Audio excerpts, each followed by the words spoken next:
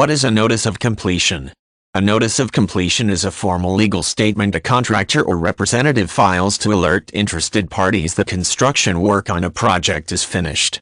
This triggers a filing deadline for any liens that subcontractors and other individuals may want to file in regards to the project. If they do not exercise their rights within the time period allowed by law, they lose the opportunity to do so. Notices of completion are not required in all cases, but they can be advisable even when the law does not mandate their use, as they can provide protection for the contractor and project owner. To file a notice of completion, the contractor will need to get the correct form from a clerk's office.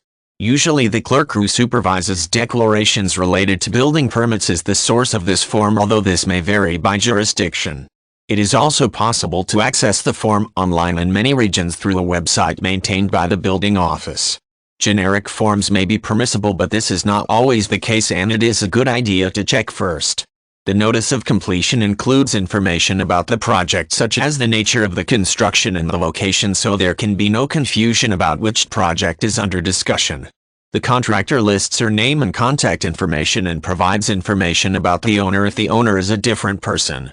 The clerk will publish the notice of completion after receiving it and verifying the information.